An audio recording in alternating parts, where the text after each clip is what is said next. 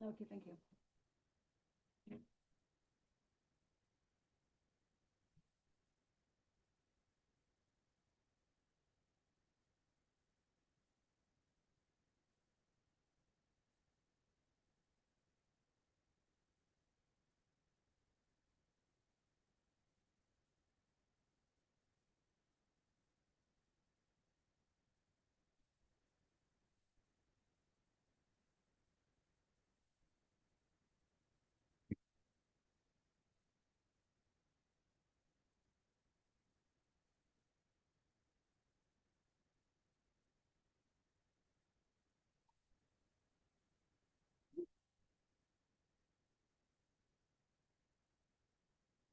Yes.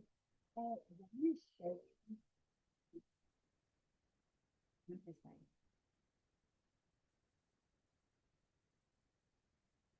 Yes, yes.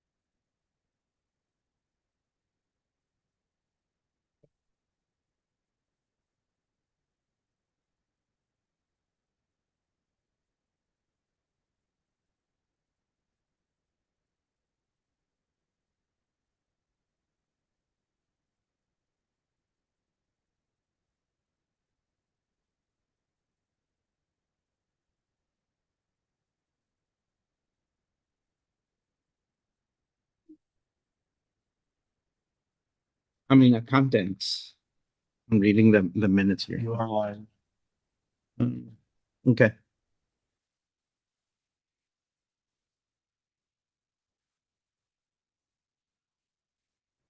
So, for example, on page 3, in its chapter 4, it looks like I'm reading a book. Instead of section 1, section 2, section 3, it's cosmetic stuff. But so chapter 4, payroll and termination. On page 3 of the annual, well, on the content, No, it's on table of contents. Oh, you're looking at the table of contents. Yeah. So, and again, I'm just, glancing at this thing, and when I was reading, I said, okay, payroll and termination. But then on chapter 6, it says employee conduct.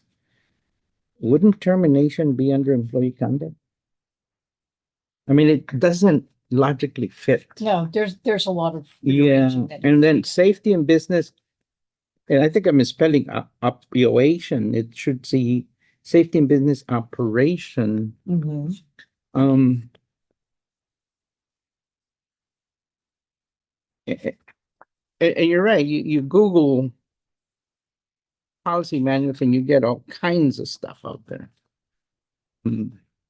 So I guess my question is, do we, for you, Allison, when you read this, does it flow through based on what you know it to be a personnel policy? There are some issues that we need to Yeah. address in it, for sure, I that relate to, for example, drug testing and a clarification regarding reporting in situations of harassment. Mhm. Um, And I asked that Personnel. because, categories, go ahead. yeah, because I mean, just a simple Google search, there's 5 key components: company policies and procedures, employee benefits, safety practice, and so there's some specific things, and of course you want to customize it to the navigation district, Yeah, but you have to. and you mentioned something that really has caught my attention because I've been involved with this stuff in my past, where we go to court because employee issues. Mhm. And the number one document they go to is this right here. They go to that. They go to that. They go to. Are you practicing what your policy says? They do. They do go to that. Yeah. And so again, I've been involved, unfortunately, in too many defending the organizations that I work with. And so I'm very particular and meticulous about these kinds of things because in the worst case scenario, in a court, in a lawsuit, that's exactly what they're going to go to. And if it's not spelled out and we're practicing it, then we'll lose easily. Okay, so let's talk about the meat of it. Yeah. You want to give your recommendations or you want to go? No, through? what I think is appropriate here is from a policy standpoint, you all would provide what changes or what concerns you have. We can implement those along with, Every one of these tabs is one of line of concerns, so okay, we want to address those first. Okay. And then if you got anything personal comments about what he has flagged, we can talk about it. Yeah, let's start with that. And I did tag them, all those in yellow. The first one that I want to bring up, page 14, performance evaluations. We talked about it a couple times in the past on it's. Well, Yeah. it is, but it ties into something later, so I just assume say. Oh, okay. I don't want to talk the same subject. Okay. every time. Okay. Okay. So evaluations, there is a form that I started working on about 6 months ago. It says, employee evaluation and wage review. I say it's a rough draft because the way it's was designed, and I didn't plagiarize it. The way it's designed, it talks about the score the person gets 71 to 90, 41, 70, da, da, da. That works great if you use the entire form. The problem with the form, the way it's set up, is it includes clerical things and stuff that guys in the field don't do. So if you're not grading them, how do we add that into the score? I need to continue to tweak this and figure out how we're going to come up with a scoring system that works better, because the way this is set up is not going to work.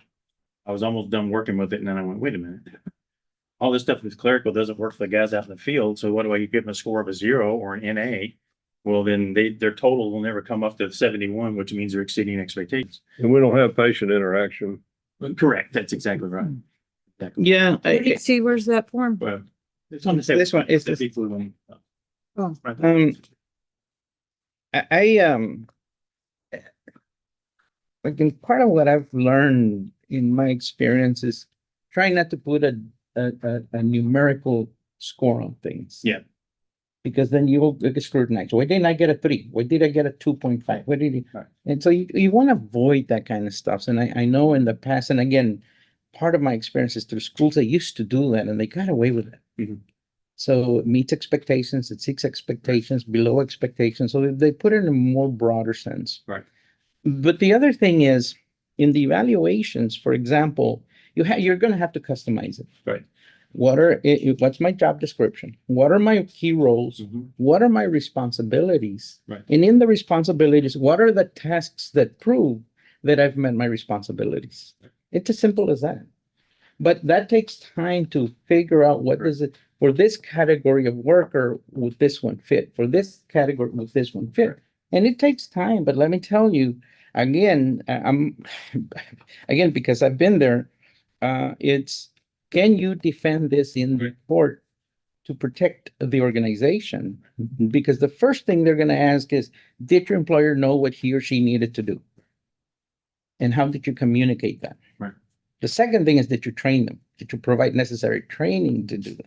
I mean, there's these processes, and that's why we have policies and procedures. Mhm. As tedious it may sound, you have to do those Right. things. It's the necessary Correct. evil of this stuff. That's right. And again, that's why Yeah. I started with this forum. I frustrated myself to the point, I'm like, you know what, next time we talk about personnel stuff, I'll bring this to everybody's attention, and we're working on it, but my past experience is you did it by a particular grade. If you were a level clerk 1 or clerk 2, you had a form that was for clerk 1. and Yep. One that was for clerk 2. They were unrelated. So based upon your position, not based upon a generic form, because this is a generic Yeah, form. that wouldn't work. This one's not gonna work. No, it's not gonna work. So you have to, again, you gotta categorize, take time to categorize your workers, Mhm. those that work out in the field and they do this, Yeah. come up with one like that. And then those that work in the office, categorize those. And Right. again, the simplest thing is, job description just is what you're applying for, but most important is your roles and responsibilities and tasks to ensure that proves Sure. that he or she is doing those responsibilities. Right. And then you, quote unquote, in a very kind of a sense, you score those or you evaluate those responsibilities. Right. And that would, I've put these things together for organizations. Let me tell you, it's tedious work, but it pays dividends at the end. The next item on here that I have highlighted is on page 15. Reason That's it's page 10. Go to page Okay. 10. can do that. That was the first one, right? Clerk 1. Exempt employees. And the reason I didn't do it because we have a much more lengthy discussion about pay grades. Well, I know, but there's something particular that I'd like some clarification on. Sure. Which one? Says each employee is designated as exempt from federal and state wage and hour law. We Yeah. flagged that. That can't be the case. No, we flagged that. Okay. We're gonna fix Yeah, that. I noticed that yesterday when I read it. Well, It should say that's why I non-exempt. wanted to go to Yeah. page 10. Okay. That needs to be It strict. should be non-exempt. Otherwise, we're not required to pay overtime. That's correct. That's exactly right. Mhm. Yeah, as soon as I read that yesterday, I went, oh, this isn't working right. So, Yeah, I circled that one myself. so yes, but the discussion about exempt versus non-exempt. So we're gonna come up with different forms for the performance evaluation. Well, I have to have one for field workers, grade Yeah. 1, grade 2, office workers, grade 1. Yeah. That's the only way that's gonna work.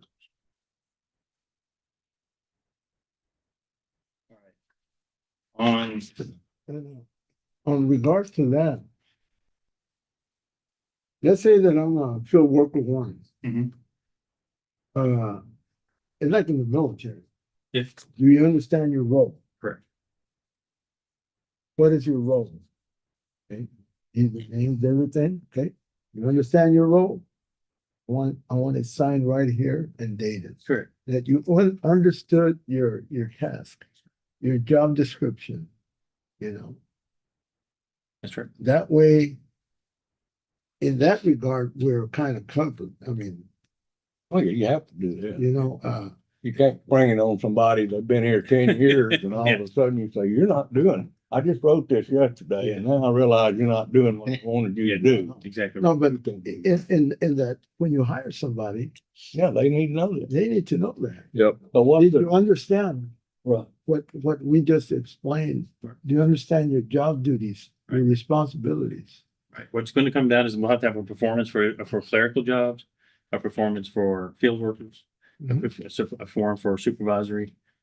And that's how it'll have to be broken down, because the way it is written, that one form that I tried to use as a master list, it's too diverse. Yeah. It doesn't work. I know we're jumping here back and forth, but I want to go back to the exempt part.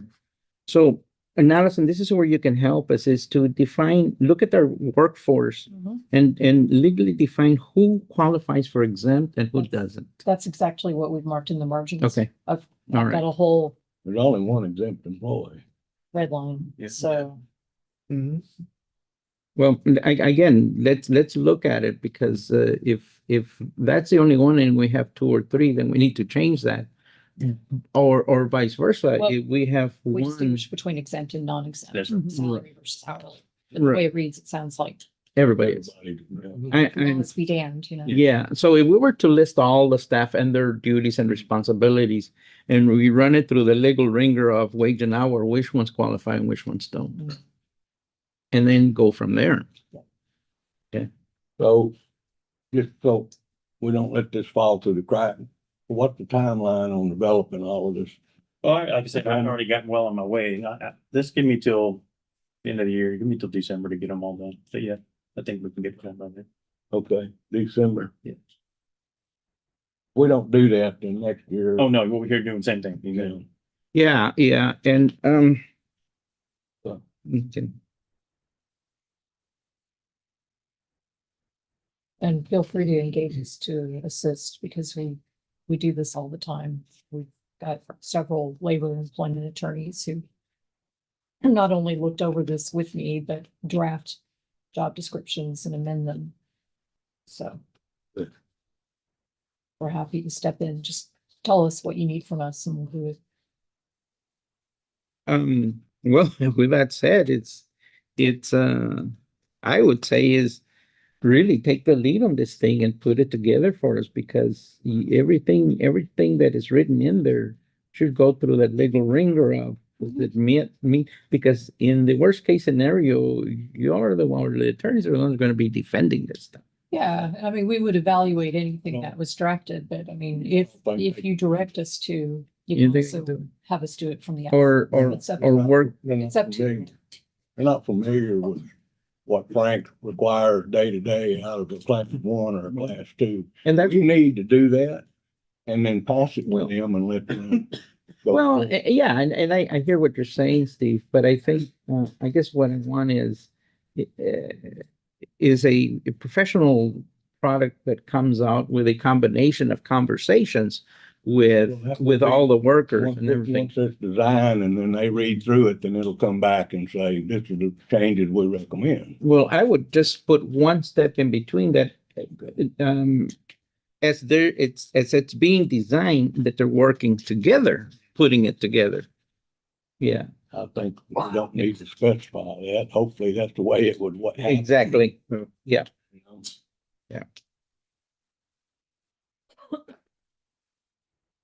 Okay, next bullet. Pension plan. Here on page 15. Reason I bring it up is because I didn't never notice this until about 2 weeks ago. And in our chapter 3, we discussed the pension plan option, which we do have a 401k plan, where we have our employees enrolled in. But there's no wording in this manual of what our pension plan is. Doesn't say it anywhere. So we need to discuss that basically here and then tweak it. One of the things that needs to be discussed is when does it take effect? How long does somebody have to work here before they get a pension? Get to get Before we get vested. Make sure we, and maybe Allison can correct me if I'm appropriate here, but we don't have a pension plan. We have a retirement. 401k. Pensions is you get X amount per month. Right, for the whether you rest want of it or it. not, That's right. you know, Correct. so we need to, Change the verbiage on them. Retirement plan and all that stuff. Yes. And that's a valid point. Because with the pension plan, well, I would see it being more like the Texas Municipal Retirement Plan or the teachers. TRS, Plan. yeah. Yeah, TRS, MS, and, you know, state plans or whatever. So, currently we have a 401k that we provide as part of the package. But part of the discussion that came up with, somebody who resigned a couple of weeks ago is when do we start paying into it on the employee's behalf? Because it's not written and Virginia's been operating off of discussions with port directors over the years. So at one time it was 5 years they had to be here before they were contributed to the 401. I told them no, 2 years. And so we've been doing 2 years since I've been here. But when the police department, for example, is hiring somebody, they tell them, hey, there's a pension plan, but they don't get told when it's gonna start. Well, it doesn't actually take effect currently until they've been here for 2 years. So we as a group need to decide, well, when is it gonna take effect? You know, I'm sorry, guys. This navigation district has been in existence for decades. Yep. And not to have that in writing, Yeah, it's just it's not in baffles my mind. Well, the personnel manual basically wasn't in writing until I got here 10 years ago, so. Well, I didn't understand the way y'all contribute to it. Yeah. Most, and I brought this up a while back because I didn't really understand the way y'all did it, but Yeah. most companies, in order to get vested in the 401 or retirement plan, you have to contribute to it. And And that's not a so requirement here. this is not considered a match. We do not do match. This is just a contribution. We give a contribution to a 401k and person's whatever I think it's 3%. So that's what we pay in. And that's it. We don't require them to. I never paid into it. The downside of that, I can tell you that after almost 12 years, it's only got $12,000. It's not gonna be much of a retirement. Well, it should be an incentive. And that's what I'm thinking. It should be an incentive for the employees to Stick put some around. money in it and then instead of doing it says 30% of their wages. Yeah. Instead of doing that, you do a match, I think none of whatever percentage you want to do. But you got a lot of guys that are already past retirement age that are not going to do that. And I understand that. So what we really need to do is come up with, how long does a person have to be here? Because it's been board directors' decisions in the past 25 years that have made that decision. And what are we gonna do? I mean, obviously 401k is what we have and there's nothing wrong with staying with it. But, for example, the police department, they turn over people pretty regularly in police departments. The police officers carry their pension plan from one agent to the other, hoping that they just add into their Texas state retirement. Well, I think most places are 2 years, 24 months to be vested. And you can do it in percentages though. Yeah. I mean, you can do 1 year, you're 50%, 2 years, you're 100% or whatever you want to do, but.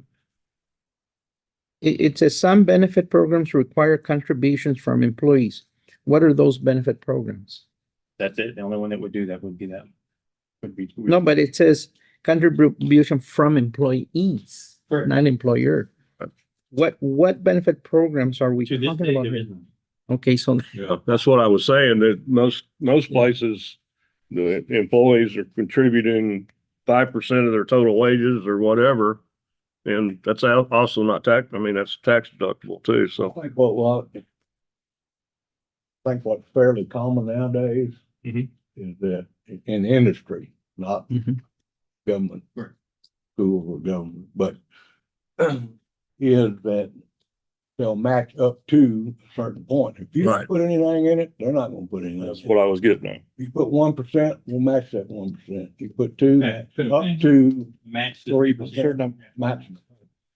So if they put 3, we put 3, then, Well, the other issue with that too, and I think I asked you about this before, is whoever's managing the 401 should come in here and do an audit on it. Because if you have, like when I was in business, I could max out every year on my 401, but if the employees didn't contribute enough, you get top heavy. Yeah. And I'd get part of my money back because nobody was contributing to the plan. gotta be a balance Yeah. required. Okay. You put the 401 through, That's called American funds. It's who manages it. but it's a third party, It's a it's third not a party. state run fund. Yeah, it's a great program and, Yeah. and the employees need to try to contribute to it, if they can. So are For their benefit in the long are run. we saying that we would change this to say that they need They to must have a contribution? up to whatever, 3%, let's say.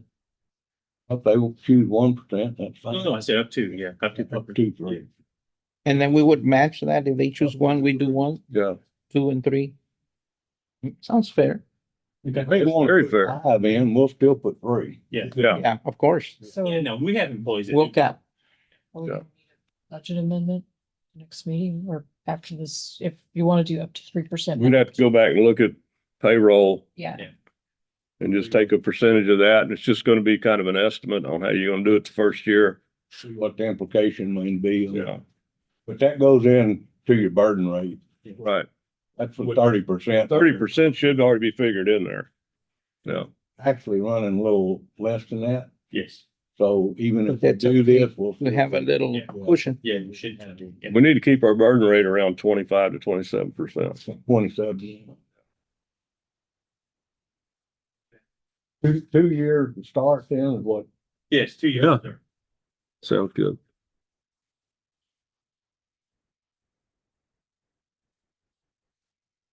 And 3% cap. Up to 3. I mean, they could bet much. And 3% of their salary. Correct. Yeah. Pre-tax salary.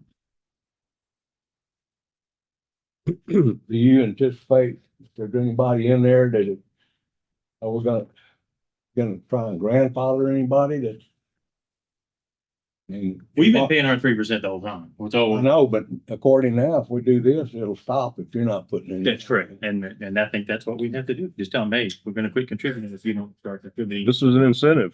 Right, it's a motivation they're gonna do. Yeah. So there may be a case where somebody says, that's as far as I go, because Yeah. I'm not gonna contribute. Right.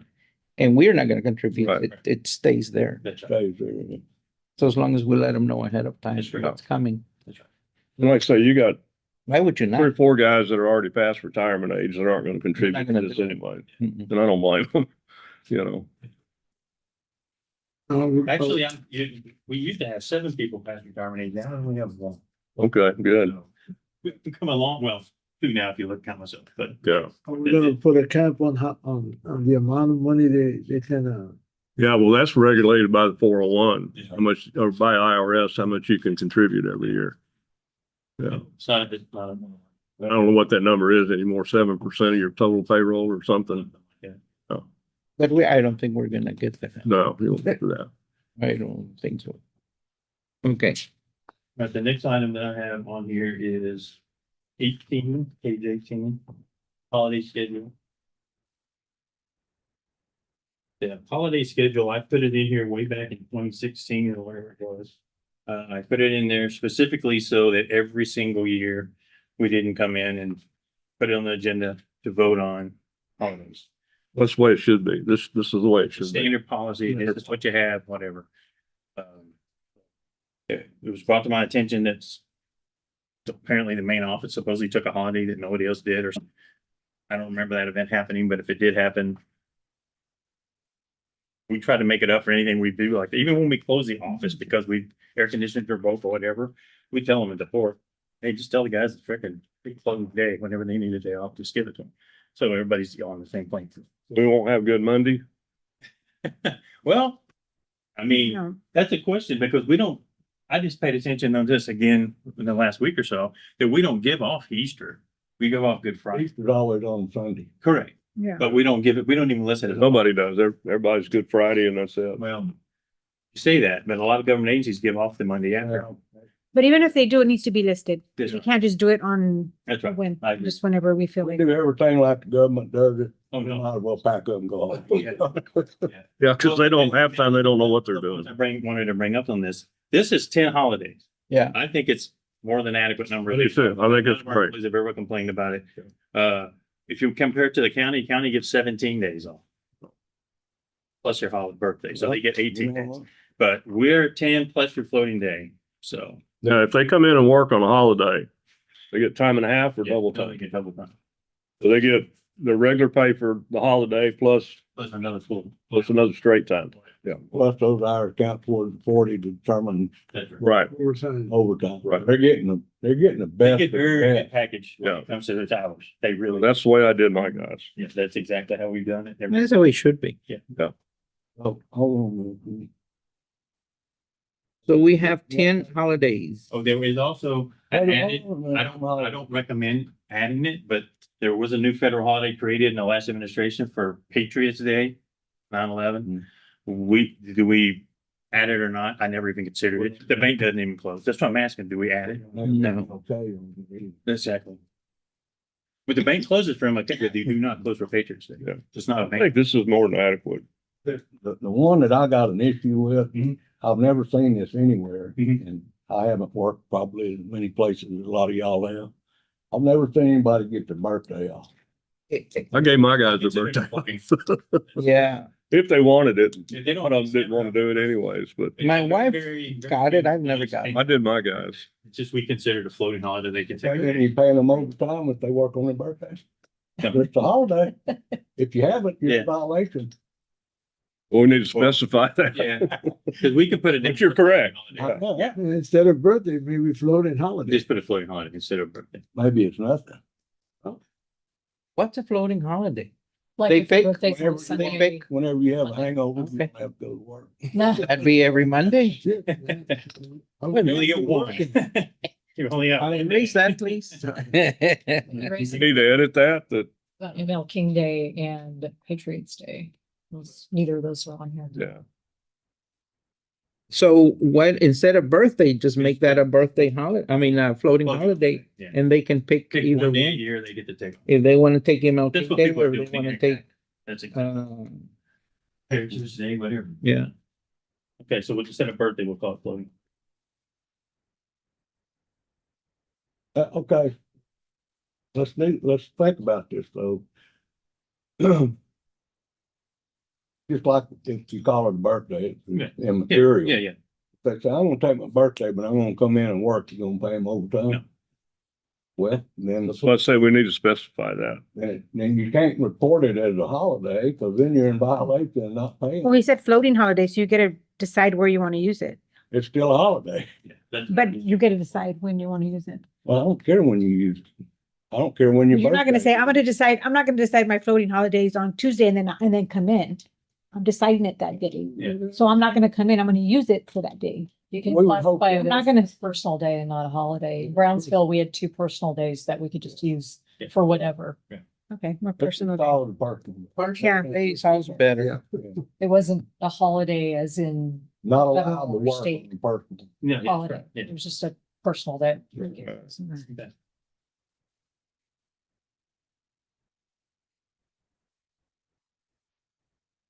We need to specify that if they want that personal day, they gotta be on.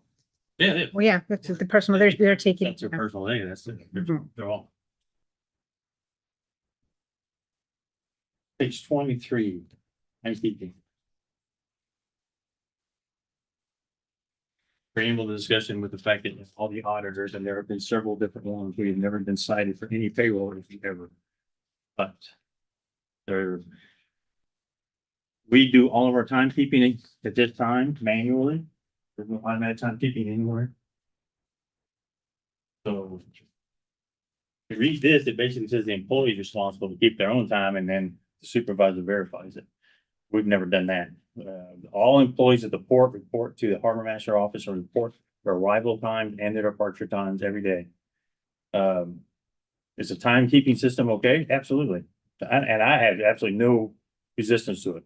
It was a big issue when I first got here. They were in a transition period, the transition to punching the clock, and it was long perpetual. So after about 6 months of me hearing the perpetual complaints, I told them, then fine, just do it at the time clock. This is not working anyway. So we went back to manual timekeeping. Can we use the time clock? Absolutely, we can. There's no reason not to.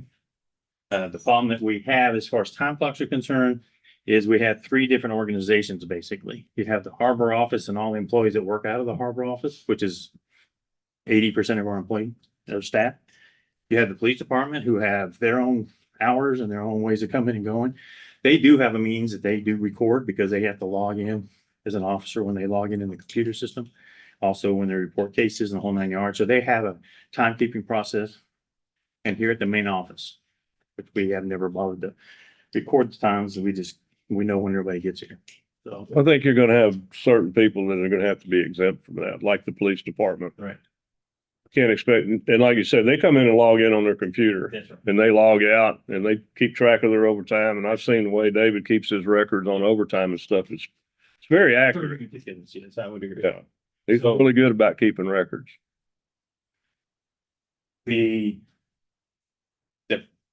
supervisory management team are the only people that I think would be affected by needing a time clock. Yeah. Here, for example, Virginia goes to make the bank deposit in the morning, and the bank line could be anywhere from 5 minutes to an hour and a half. Literally. So she doesn't walk into this office until say 8:45. But yet she's been working since before 8 o'clock when she got in line at the bank. Why So- wouldn't she come in and quote unquote clock in and then go to the bank? She doesn't. That's the point. Why not? She goes from her house straight to, I'm just saying. yeah. Yeah. She just goes straight to the bank from her house and Yeah. then, I was gonna say that too. I mean, I do that. Come here and I'm then gonna run errands. I clock in, I have a clock thing, I Yeah. clock in, Yeah. then I go do what I Yeah. need to, and then at the end of the day, I clock out. Right. And I'm exempt. Yeah. The only thing I don't do is clock in and out for lunch.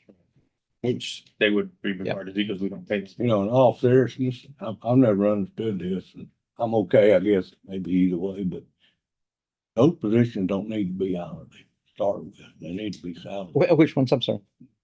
Kenya and Letty. Yeah. You got a lot of them. Yeah. Then you're not tick-tacking over 15 minutes here and 30 minutes there and all that.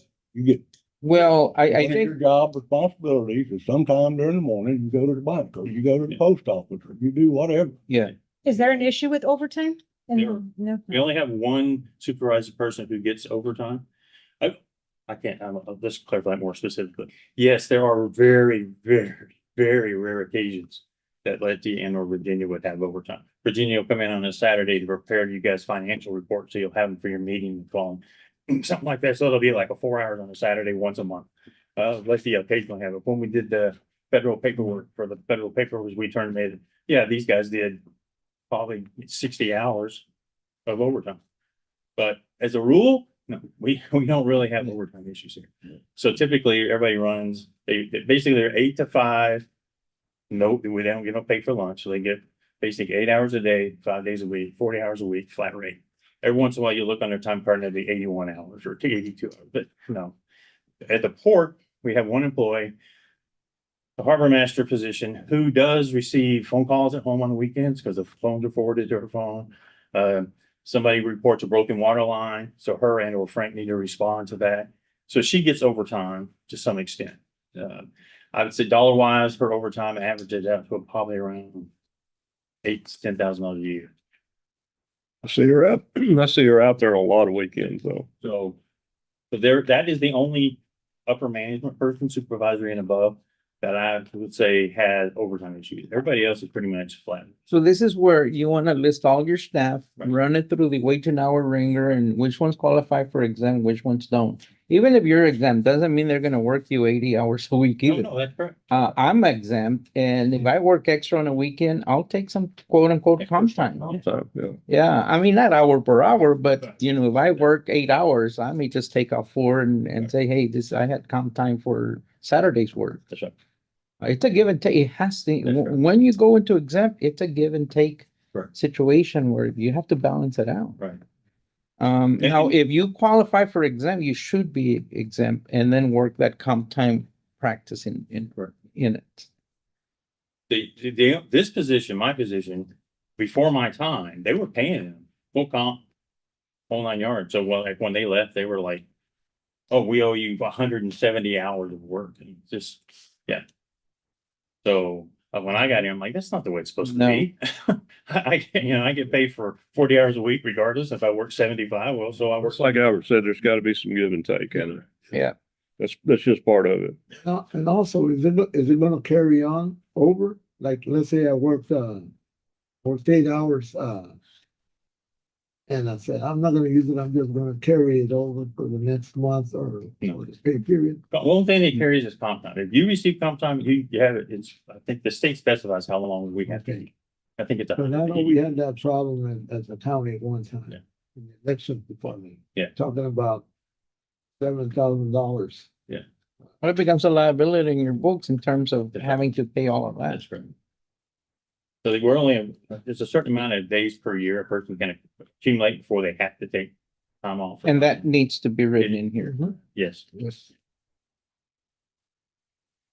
So will we look at all of, We well, are- going back to the timekeeping Yeah. thing? It sounds great and theoretically, everybody, and let me tell you, we have more problems with that time clock than I've ever spend It's a time with. real hassle. That's why. And- Yeah, and you have to have a system where if it didn't punch in, then you have to manually override it and Right. punch it in. However, I would say that 95% of the time it does work well. It's at Well- 5% you have to. We get do rid on of. payroll for QuickBooks, and Virginia's researching. There are time clocks that are available that work We with interface with QuickBooks it, directly, yes. and we're trying to accommodate that. Yeah. So if you would got be the right posted time on- clock, it would automatically send the time Yes, here. that's correct. Yeah. Yeah, the punching, they would do the punching, we would post. That was one of the issues, the big fights back 10 years ago too, was where are you gonna put it? Where the guys log in at when they get to work or at the No, office? in ours, I have one in close to my office. The other department has one. Yeah. And it's all, In this case, we just put it at the harbor office, Yeah. so when they get there, But the only you time know that they're already going there. Yeah, they're they going. all freak in there every morning to get job assignments. The only time it would be an issue is for weekends on Saturdays and Sundays, because they don't have a key to the office and we don't have. you do a manual entry in edit form and it goes on record. Reason, it was a Saturday So thing. we are looking for a time clock to put at the harbor office for everybody who works in the field at the office. So, just out of curiosity, you're gonna go with coded time clock or? It'll be a thumb thing. Thumb That's what we've always used in the past. And then every company I've worked for since I left the service, we use some kind of biometric system. We'll just continue with the biometric.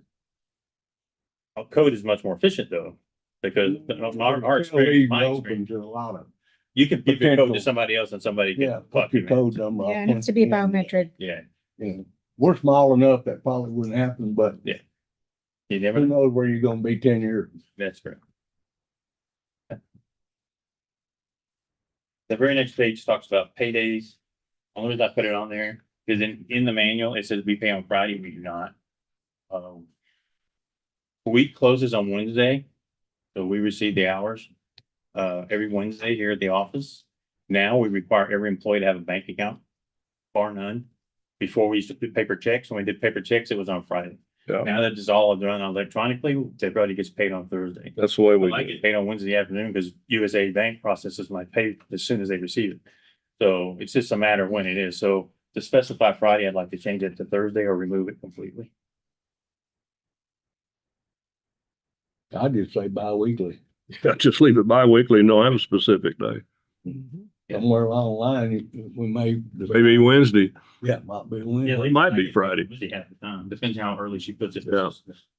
The bi-weekly is usually Just what. leave it bi-weekly. You don't need to put a specific day in there. All right, those are the specifics that I have as far as items that have been brought to my attention, and things that I've stumbled across.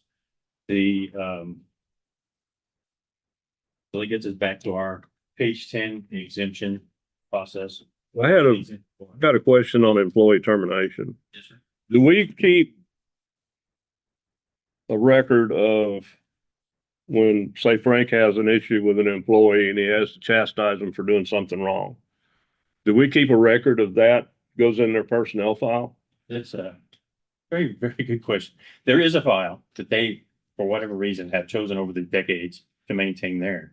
So we don't necessarily get a copy here until they actually get As terminated. long as it's somewhere. But then they forward us everything here for all the write-ups they had or whatever going. So we need to work as a group better for them to make sure we get copies of the write-ups here immediately, not hold them there.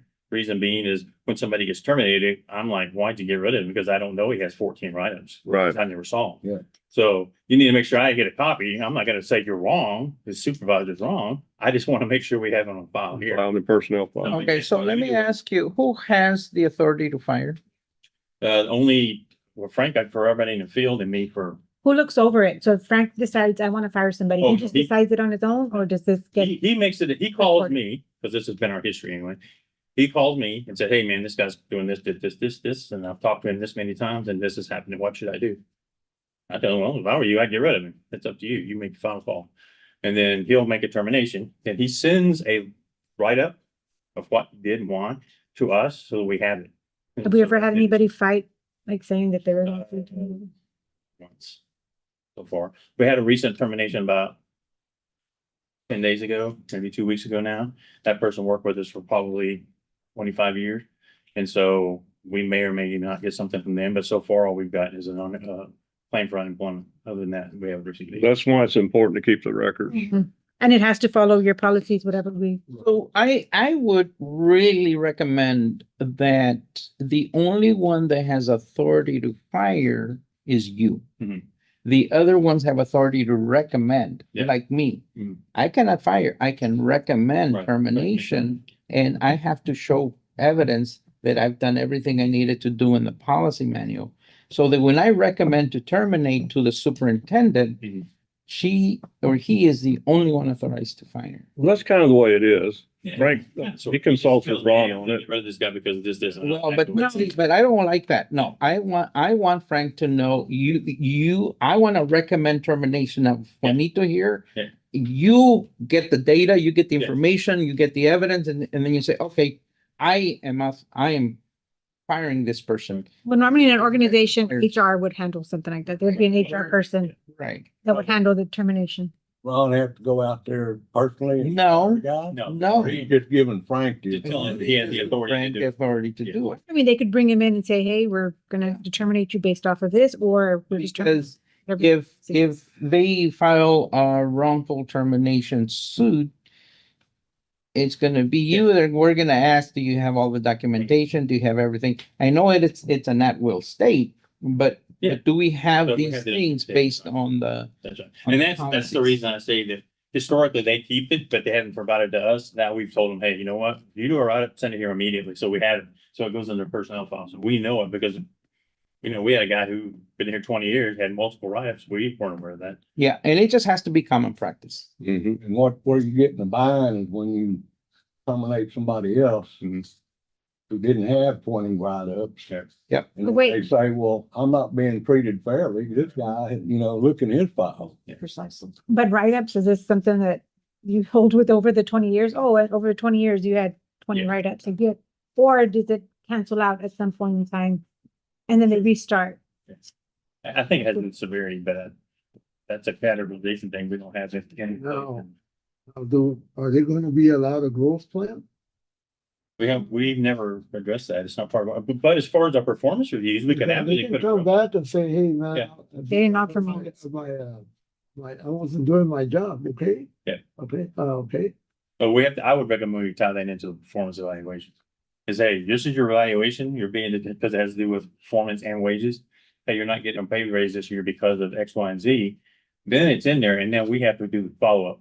Did you follow the plan, what you needed to do? Because it'll come back. Well, what are the reasons for termination? What do we have listed? So if you look at nature of employment on page 6, it says employment with WCND, PMD, PUD is voluntary entered into. I don't understand that voluntary entered into. We have stuff all. Yeah, it should say that. I mean, all employees, like when I get my paperwork for continuation of work, it says you are an at-will employee. And I know and then they tell you what at-will is. So we need to put that verbiage in there in these policies. We need to strengthen them up to meet these requirements. And the employee is free to resign at will at any time with or without cause. What does that mean? Yeah, We just struck that. yeah.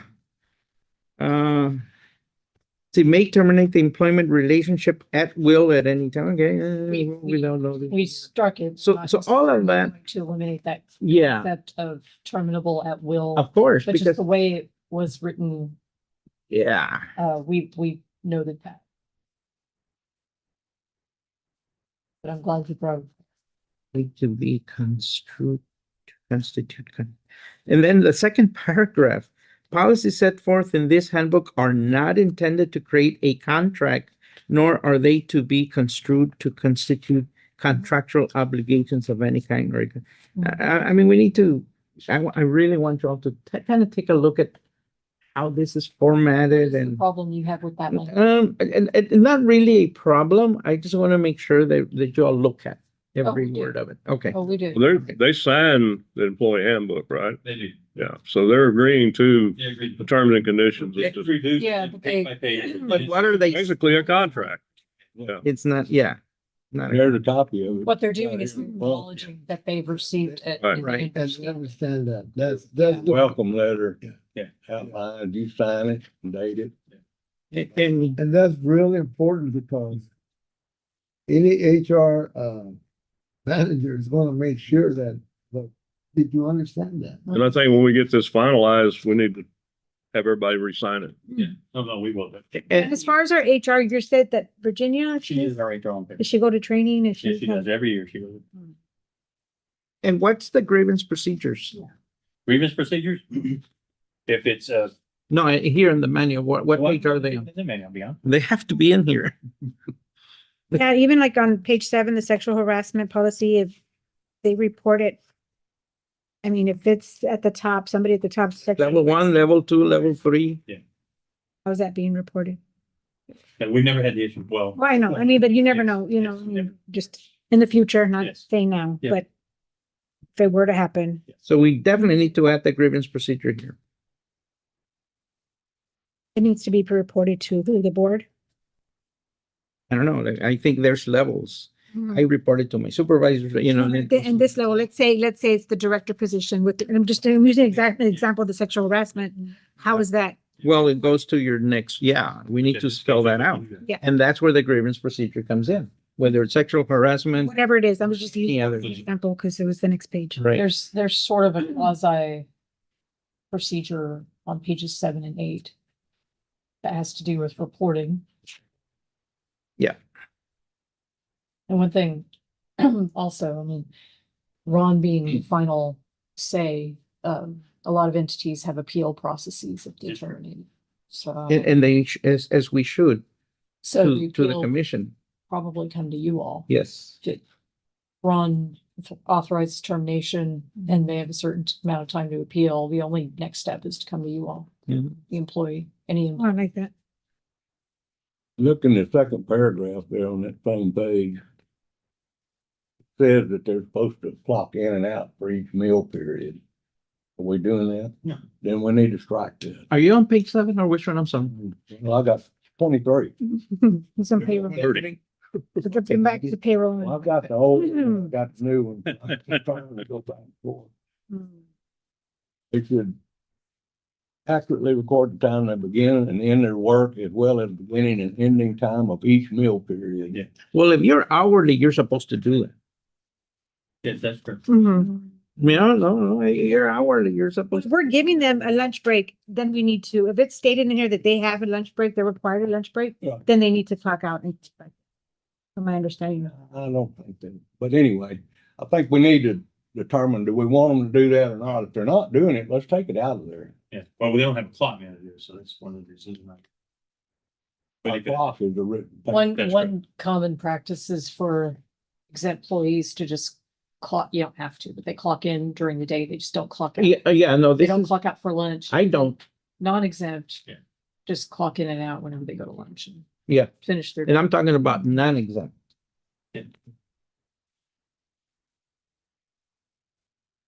So, well.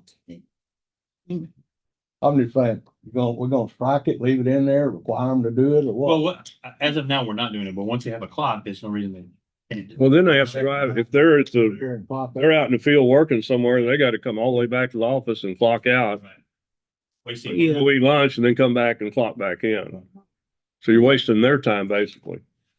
And clocking in and out doesn't necessarily mean clocking in and out on the machine. Clocking in is, it could be that, okay, I'm leaving at 12 for lunch, or I'm gonna eat underneath a tree because that's where my work site is.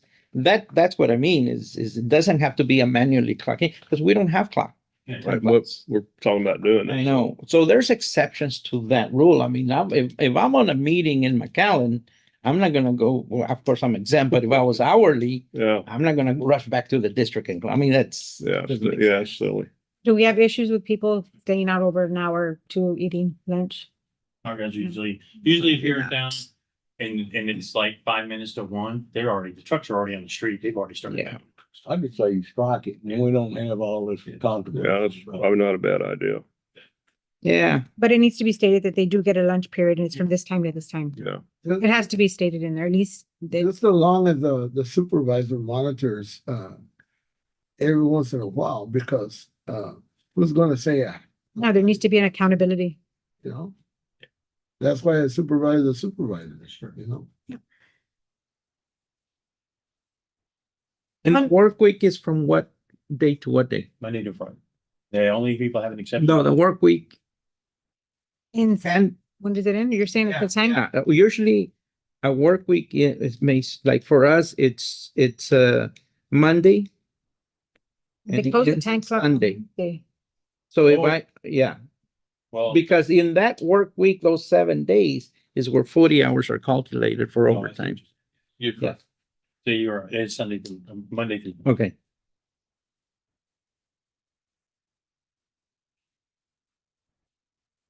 Actually, I stand corrected on that. Our work week is Wednesday. Our Okay. first day of the pay period is Thursday. So it's So- Thursday through Wednesday. Tuesday. To Tuesday? Wednesday. Wednesday. Wednesday. Yeah, yes. In case they work a weekend. The only ones who ever work weekends is one if there's an emergency follow-up if something major happens, which has very rarely happens. Or the PUD provides workers on Saturdays and Sundays to check lift stations, but the WCND only has workers on the weekend if there's a major emergency. Like some major incident happens, it wasn't people to come in and operate for this PUD, because PUD can't do it. Just general question, you may or may not know. Every weekend we have people out there working. That's right. They're checking the lift station. That's right. Every Saturday, Sunday. That's right. Check water levels and checking the. Right. So, those guys, are they take off some other time and lose those hours, or No, we they pay work their full week plus plus the overtime. That's correct. plus those two? So that's It's guaranteed, not 2 full days, so it's only like, they're guaranteed 3 hours regardless. that's, they're guaranteed 3 hours regardless. That's usually what they work is about 3 hours on a Saturday, 3 hours. Is that every Saturday? Somebody's there every Saturday. Yeah, we see them all the time. But you gotta have somebody monitoring that stuff. The water levels are okay, and somebody's got to check the lift stations, make sure they're not. So why not reschedule their work week? Because the person changes, it's not the same guy, so we're constantly changing that person position. And during the week, if we need him, then he's not there. We don't have that many employees, so if we only have 3 people and then PD, and suddenly they have a water problem, and we get the guy off on Tuesday, Wednesday, because he works Saturday, Sunday, then we're shorthanded. So they're kind of like on call for the weekend, you have the alternate? Well, on the weekend, they do go, they have to go. But they are there as quickly as they can get all the lift stations checked and the water levels checked, they leave.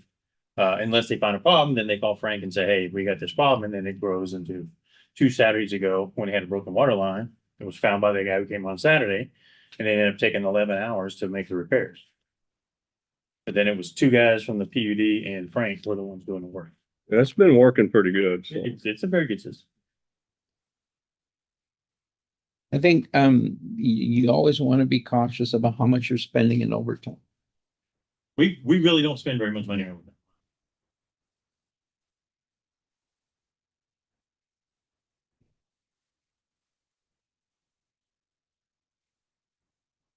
So on payroll, or we can, The thing that I have left is the next item on the agenda.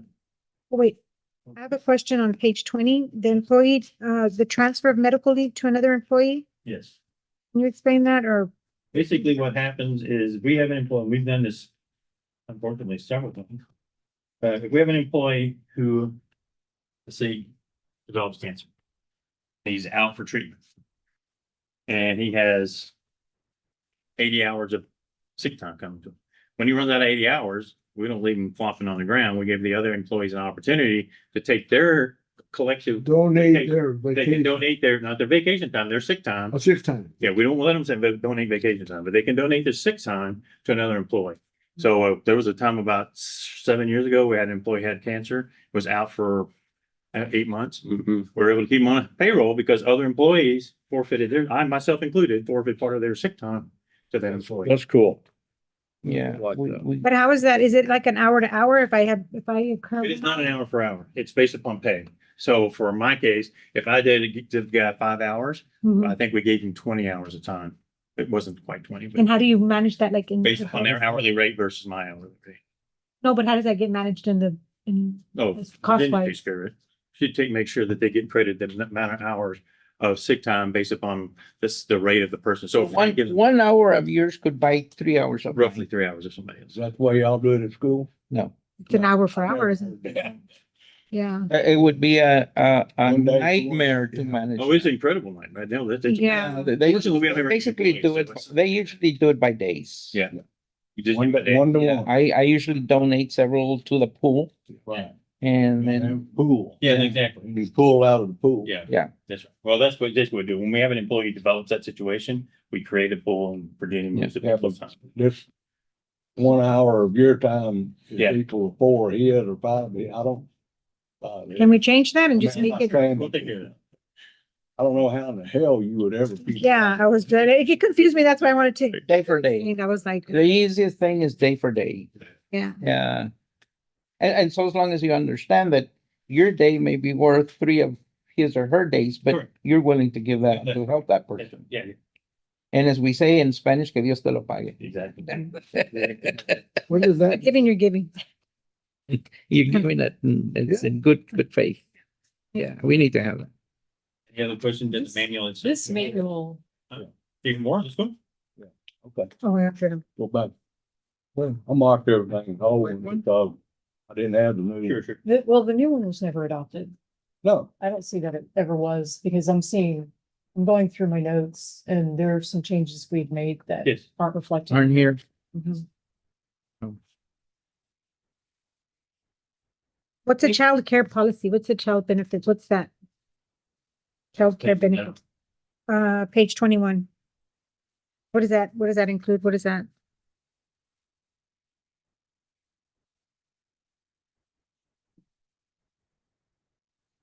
Never come up, so I don't know. What does it mean? which one? That means, 21? yeah, Child care. it can mean a lot of things. It can mean a subsidy for childcare. It can mean extra benefits such as time off related to childcare, adjusted hours. So I'm saying like It can mean a lot pregnancy of is like things. you get, but shouldn't we state what it means? Yeah. We need to put that We in. need to expand that a little bit. Yeah. I thought it was kind of big. It's never been an issue, so that's why I haven't yet. Or take,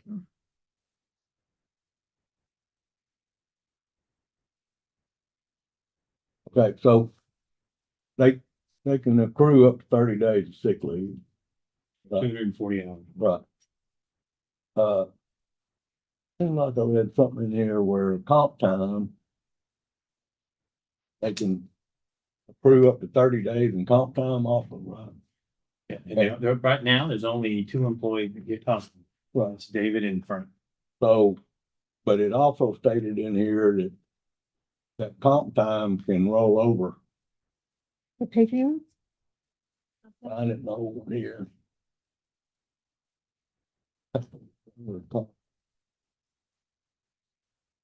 That's not the way you understand it, on that we can, if you don't use all your comp time, it rolls over to the next year. Actually, the maximum cumulative time on? Okay, I see here. should be, Comp time should not be rolled over. it's not, yeah, it's a maximum. Comp time should be used within a certain short specified time. My comp time, I need to use it within 3-4 weeks, no more than a month. We definitely will Yeah. buy, I think it's an annual thing. It's a year, but yeah, it doesn't roll over.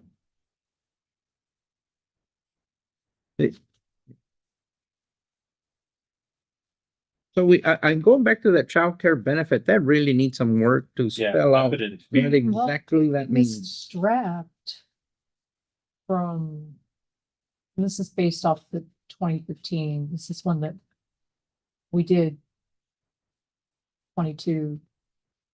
We have childcare benefits, brief description, flexible leave. The employer recognizes that fulfillment of childcare responsibilities can provide a compelling reason for time off requests. Where feasible and where operations will not be impeded, employees' needs will be accommodated, so flexible time off. And then sick leave benefits can be used in the event of child's illness. That's what we have in the last draft. Um.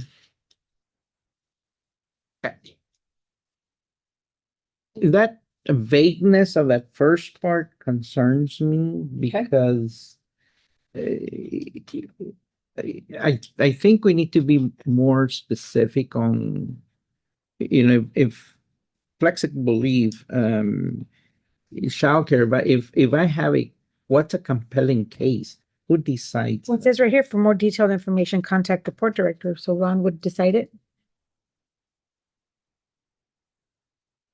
And how do we decide? You just determine? There's never been an issue. Have we ever, we ever had, No, but it might come up one day. We need to make sure, this is I understand that. here. And Yeah, no. You're gonna have it in there, you need, there needs to be a list or something that qualifies underneath and not just up to your discretion to be like, oh yeah, your child, yes, and your child doesn't. Yeah, Yeah, no, I like a don't. child has a birth defect. Yeah. Also the jury duty too. It's 2 weeks. You get 2 weeks off. Is that what it says, right? Well, isn't there a statutory law for The that one? state says how much time we have to. We only get 3 by my work. 3 paid days.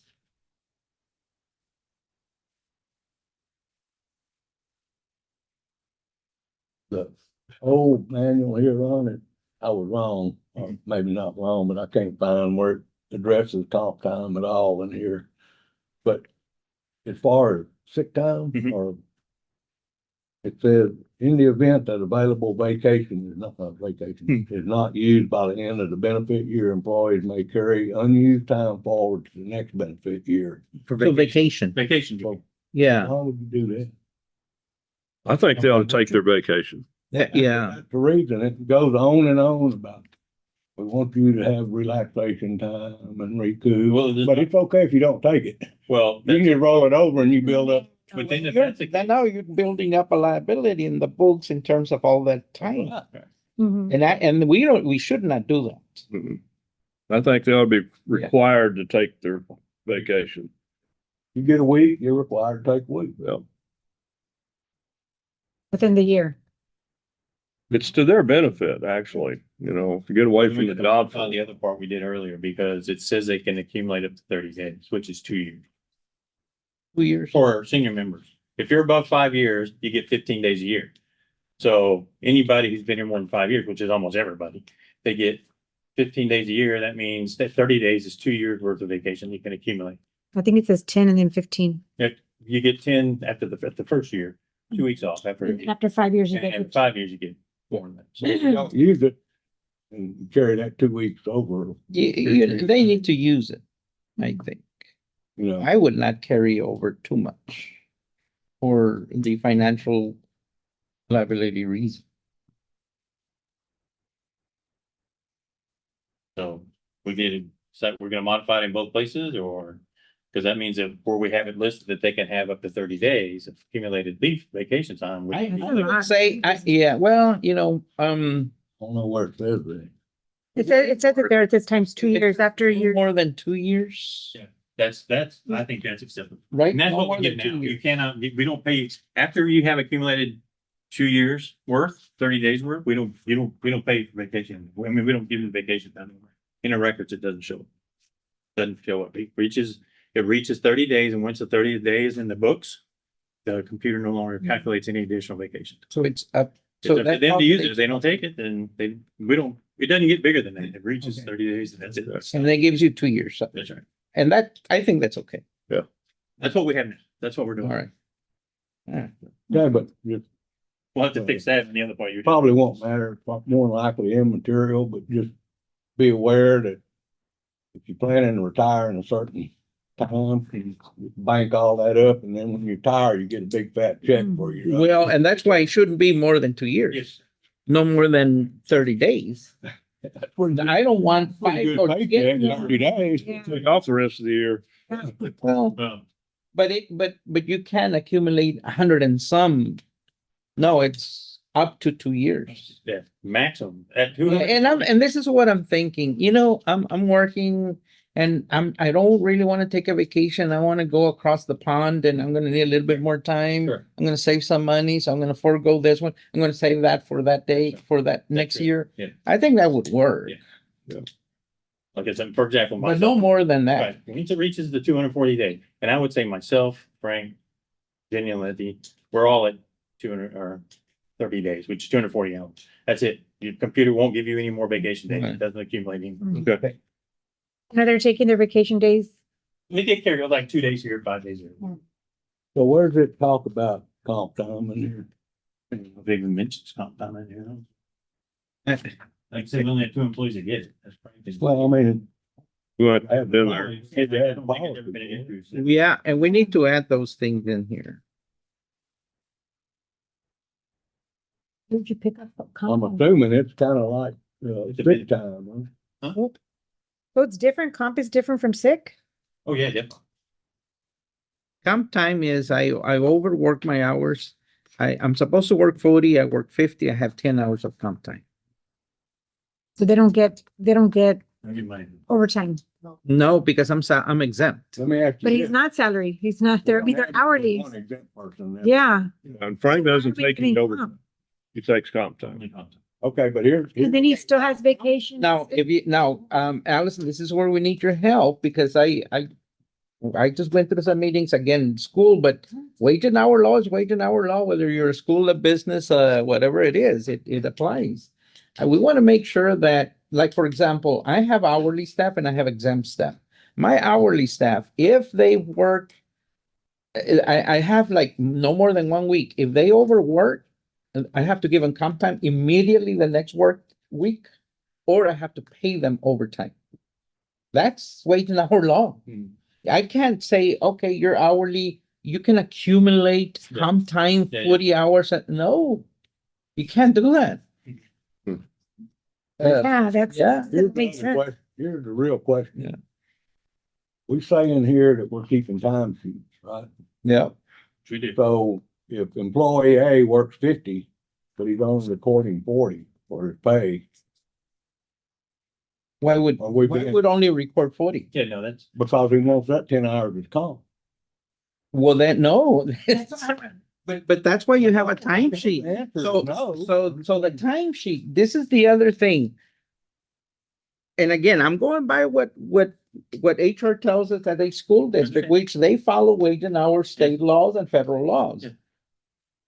If he's my supervisor, he cannot keep my timesheet. I have to keep my timesheet. I have to clock in and out, or if it's paper, I write it. He approves it Yeah. by signature. Right. So if I'm working 50 hours that week, I'm gonna put, I worked on this day, 8 Right. hours, 9 hours, 10 hours, 15 hours. And at the end, it says you work 50 hours. Either my supervisor says, next week, you're not coming in, Mhm. 10 hours less, or I'm gonna pay you the overtime. Mhm. Because if he doesn't do that, all I have to do, and trust me, I did it to this nonprofit because what they were doing was illegal. Mhm. And I told this one person, all you need to do is pick up the phone and call wage and hour and file a complaint. 3 months later, they had to do back pay for all of their staff. And it was an outfit out of Michigan that thought they could do that in South Texas. And they had to back pay. And they went to all the timesheets that they had done and they said, oh my God, and it cost that organization hundreds of thousands of I work for a dollars. company, it costs us 3.7 million. to Exactly. do that. So To pay you don't mess around with this stuff and we don't Let me give make you an example. laws. You have to follow the law in wage and hour. It's not what I think it's exempt or not, it's what are they allowing us as a law to do. Lot, but here's the thing, what I'm saying, you put it on your time card or sheet or Whatever it is, and it's signed for, that's what you get paid. exactly. If you don't put it on that time sheet, you're not being There's no truthful about evidence. what you work. So how are we monitoring that And time? that's why we need to have a time recording system, whether it's paper or Right, an electronic system. right. Yeah. And I understand comp time and, you know, I've never had it personally, but Yeah.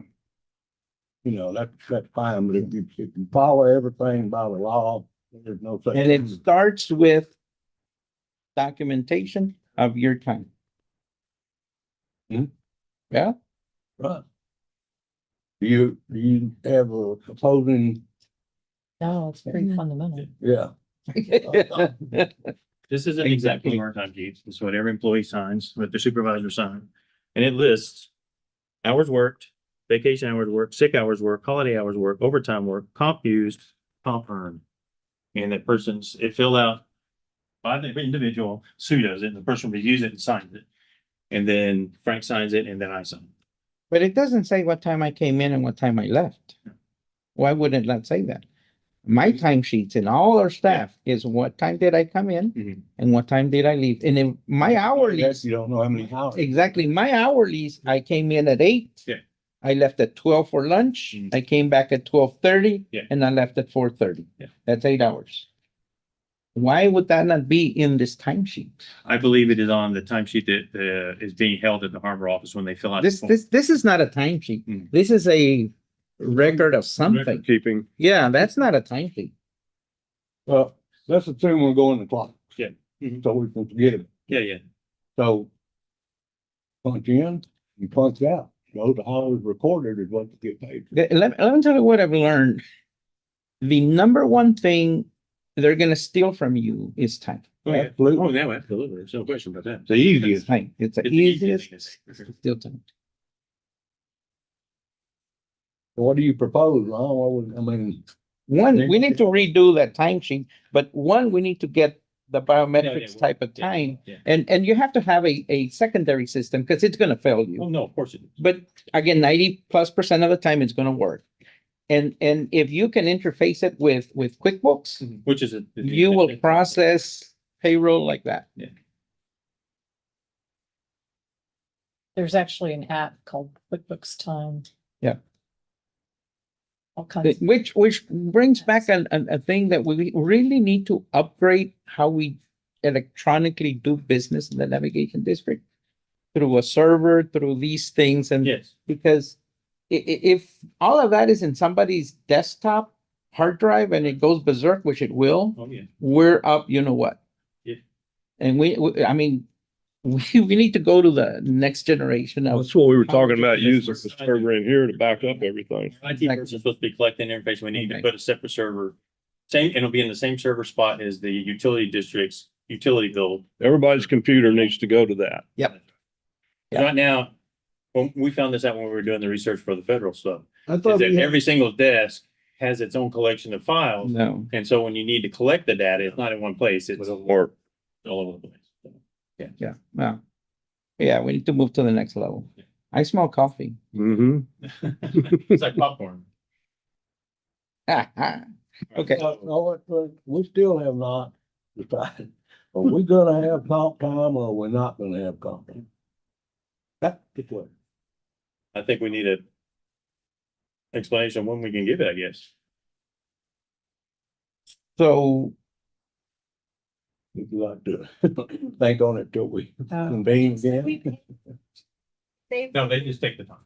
I don't know, do we pay it out if they went, or Oh, if they quit, then yeah, you're obligated. You have to, the state says you. If a but person has you shouldn't be able to carry comp time a beyond certain number a of hours. very short period of time. Well, that's one of the things we need to research, because I know we're doing a year. We'll let Allison. Yes, that's what. research. Yeah, sorry, this isn't my usual area, my strongest area, and that's where we. but it's Becky's strongest area. Stop I at just the reached out to her. Let me see. Talking about 300 hours of comp time. So for your hourly staff, we gotta make sure we follow that law to the T, or else all it takes is one disgruntled employee and we're in trouble. Like ideally, what would you like to see? Tell us what you would like to see and we'll make sure it fits, or we'll tell you if it can't. What we're doing now is once they're allowed to accumulate up to a year.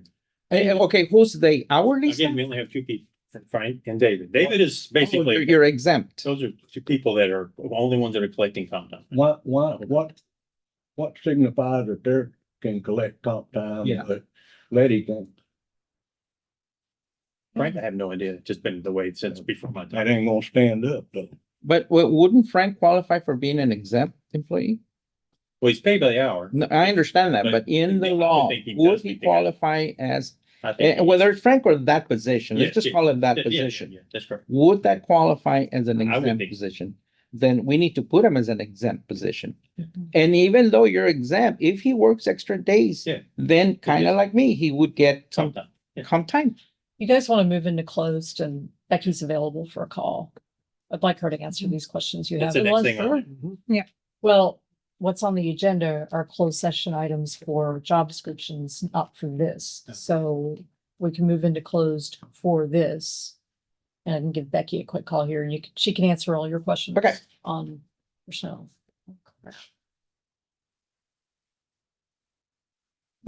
So just note that we're going into closed session, Yeah. Okay, we're gonna go into closed session. attorney consultation. Is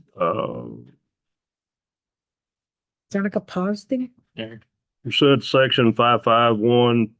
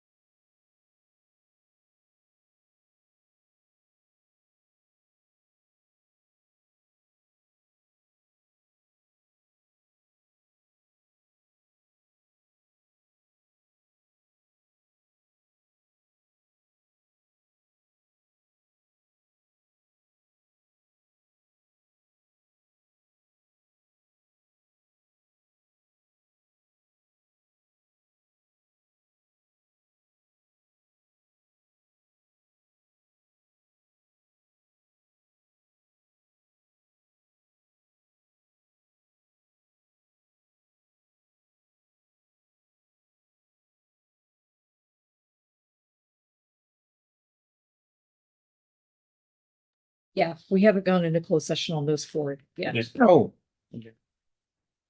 So just, we're back in open session, the time. I'm at 10:37. 35. 10:37, we're back in open session. Okay, What else we need to cover on this item?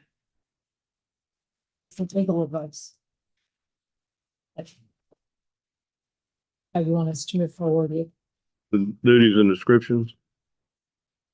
Well, the manual? I think the menu needs a lot of work. Well, it does. It really does. I mean, Well, I think we knew that going into it. and that's why we're. Yeah, visiting. while we're doing that. I think we need to define those, non-exempt and exempt, and then what. Oh, we do need that. There's a lot, yeah. And then decide on, So our goal is to have something by December. Well, that's on the evaluations. We can get this done as fast as they can put their input. Well, it's gonna take time. Yeah. And just, I mean, Make maybe sure we not get it right. December, maybe November. Yeah, but. No, I'm thinking, let's see. Or it's less. September. I would say by November for sure. Yeah, Probably sooner. Yeah. okay. So. But yeah, what we would do is we'll take everything you all have talked about and we'll incorporate our changes. We'll give you a briefing in closed session, attorney briefing on the changes, why they're being made. And then either you adopt it or you don't. And then we're gonna incorporate the duties of each. Job Well, description. those are separate issues. Those are HR related issues, which they have to contain certain things. And maybe now is a good time, if you're done with the policy, to go ahead and read the closed session items and we can continue into those. Well, yeah, but when I read policy, personnel policies, I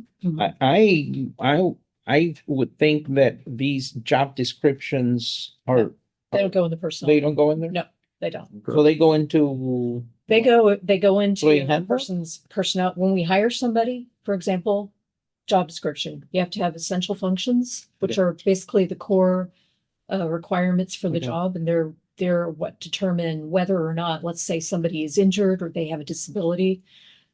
Those core functions determine whether or not we can make like a reasonable accommodation should that happen. Okay, so those are the basic fundamental requirements. okay. And no, then there are other requirements. There's the categorization of exempt, non-exempt, salary, and other requirements. No, I'm talking about job descriptions. Where do the job That's what I'm saying. descriptions fit in? Where do they That's fit in? exactly what I'm talking about. Yeah, but where do they go? where you have, In here or? They are filed. with Basically, HR. job duties. And there's no like, To me. there's no job description. They're filed with HR. Oh, If we have advertise that for a as job position, we use those, Okay. and then they are kept in each person's personnel file, so we can determine in evaluations, are they doing what they're supposed to be doing in accordance with the Which is job the description? evaluation process. And again, like if they have an injury or they have a temporary disability or permanent disability, does that, what are the core function, the essential functions in that position? And are we able to make a reasonable accommodation for them? Mhm. So it doesn't go in the personnel policy. It goes, it's a separate, But wouldn't you mention it in the personnel policy to some extent? no, because it applies to everybody. The personnel policy Yeah. manual. Broad. applies what you give to everybody. Yeah, this is the employee handbook is different. Well, and the reason I'm asking is because I want to make sure that we have a job description for everyone and an Yeah. evaluation instrument for We everyone. sure do. And I want to make sure that as we're working with this, and if it doesn't fit here, that we also work on that as well. Well, that's why they're listed as closed session items Okay. for us to discuss. Okay. I think that's why the evaluations aren't matching because these haven't been developed first. Right. Yeah. The job descriptions need to be developed first, then you can do the evaluation. Evaluation. Right. And that's why it's not working. All right. So we're gonna go back into closed session. Yeah, yeah. No, you can, if we're done talking about the personnel manual, Chairman Kennedy, you can go ahead and read the closed session items. We can go into closed and talk about these job descriptions. Do I need to read the code and everything too? Whatever's on the agenda. Okay. Optional closed session if necessary.